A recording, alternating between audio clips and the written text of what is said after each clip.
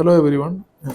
In this video tutorial, we will try to understand how exactly we balance a bicycle while riding. There are three main mechanisms by which a bicycle is balanced. The, the first one is changing the direction of the bicycle.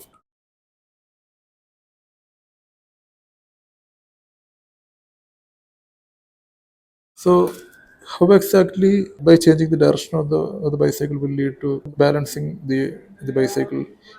We have to understand how an object um, remains stable. Remains stable means balance remains balanced against gravity on a surface. So, consider an object which remains stable on a surface. Yeah. So uh, the principle is that the perpendicular line from the center of gravity of the object should fall within the base of the object. So this is the base of the object. This is the base of the object. This is the center of gravity. Center of gravity. This is the perpendicular line. Perpendicular line uh, from the center of gravity towards the base of the object. So this perpendicular line should fall within the base. So whenever this perpendicular line falls outside the base of the object will fall down. So just consider this object is leaning towards left side. So so consider this object is leaning towards left side. So that the center of gravity will come to here, right? So what happened in that situation? The center of gravity will fall outside the base. This is the base. This is the base. So the perpendicular line from the center of gravity is falling outside the base. The object experiences a torque and it topples down towards the left side, right? So this is the principle of uh, balancing an object against gravity. That is how an object is remains rest on a surface. So we will consider an example. Consider someone trying to balance a solid rod on his palm. So this is a solid rod. This is the center of gravity of the solid rod, the center of gravity, and somebody is trying to balance it is in the palm. So this is the palm. How exactly we balance a solid rod on our palm? If you notice carefully, whenever the object falls towards right side, we will intuitively shift our palm towards right. So whenever an object is falling towards its right side, the center of gravity will be also get shifted. So what happens is that the perpendicular line from the center of gravity falls outside the base of the solid rod.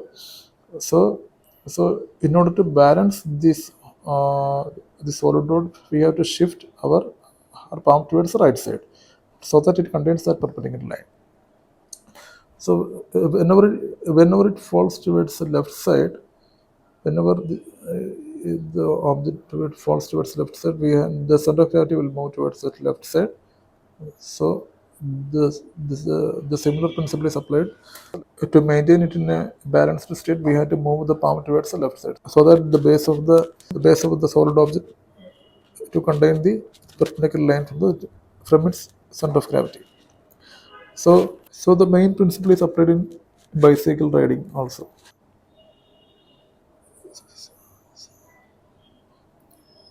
Consider this as a bicycle. This is the front wheel. This is the rear wheel. This is the seat, and this is the handle.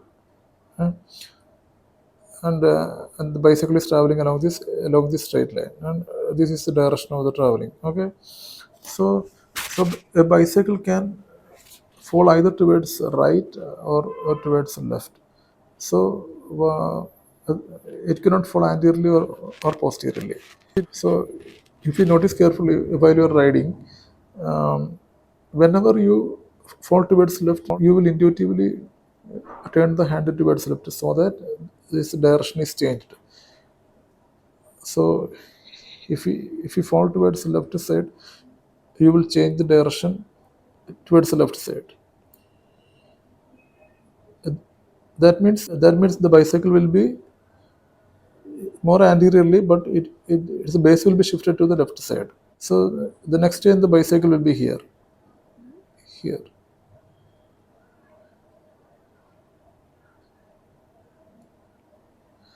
So whenever it falls towards the right side, you will uh, intuitively turn your hand towards the right side. That makes the bicycle to shift its position towards the right. Shifting the position towards the right means you are shifting the base of the bicycle. So the next time the position of the bicycle will be here. Ah, so that means the position of the bicycle is frequently shifted. So this is what happens while you are riding a bicycle. You are constantly shifting the base of the cycle intuitively itself, so that the perpendicular line should fall within the cycle's base. The second mechanism is by, so we all know that a bicycle has got uh, two wheels. It's rotating in very fast. So the angular momentum will come into play uh, by the principle of angular momentum conservation. A rotating object will try to maintain its axis of rotation. That makes the bicycle steady. In high speed situation, this angular momentum principle comes into play. But the first mechanism is mainly applied in the low speed situations. Like when we start to ride the bicycle when we in a slow speed. In that situation, we are actually balancing the bicycle by changing the direction. Okay. The third mechanism is by maintaining the weight equally on the sides. Okay, thank you. If you really want to understand the first mechanism, you have to ride a bicycle with a damaged head tube, so that you won't be able to turn the handle properly. In such a situation, you won't be even able to ride a 2 feet distance, because in the initial situations, the turning the handle over by changing the direction is the mechanism by which we are balancing the bicycle. Okay, thank you.